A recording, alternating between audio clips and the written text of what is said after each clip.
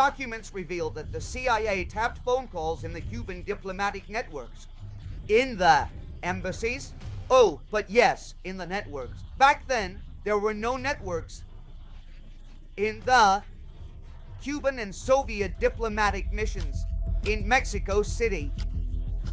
According to journalist Stephen Portnoy, Oswald traveled there multiple times to meet with officials just a few weeks before the assassination.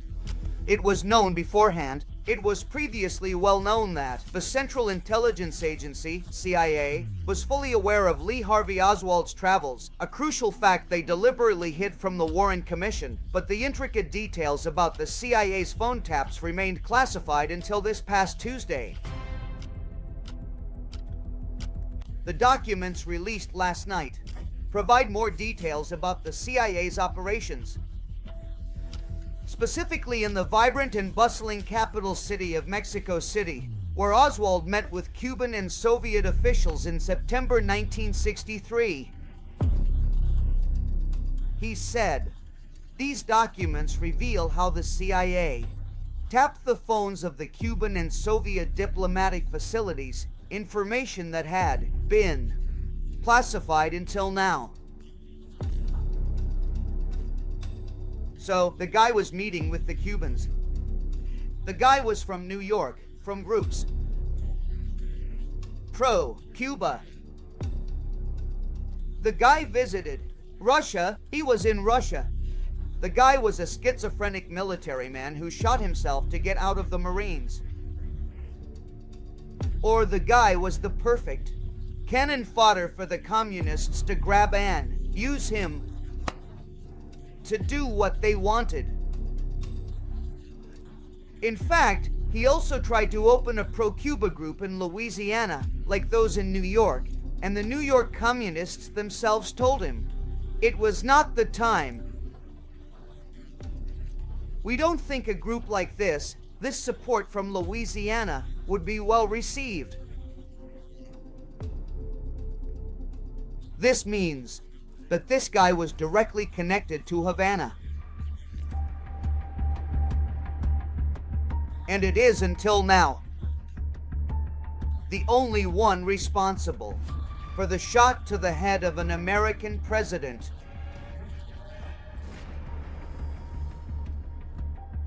Someone believes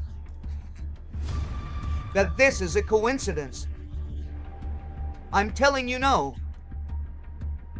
If days before the assassination he was in Mexico talking with the Cubans and the Russians, what were they planning there on the 15th? With the girl in Moscow?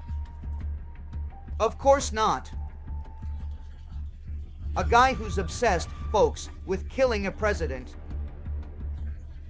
He's not just going to Mexico for a quick break to chat with the Russians and the Cubans about a Matryoshka doll I want to buy. That guy went there to gather additional information, reinforcements, and all that to carry out his crime.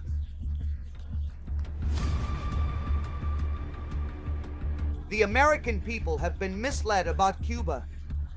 The American people have been naive.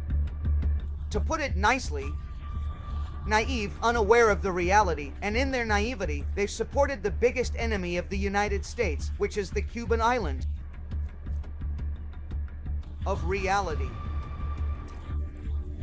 And in their naivety, they've supported the biggest enemy of the United States, which is the Cuban island. It doesn't exist.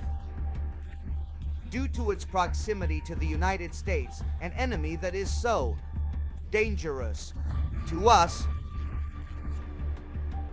so dangerous to the security of the United States. It doesn't exist.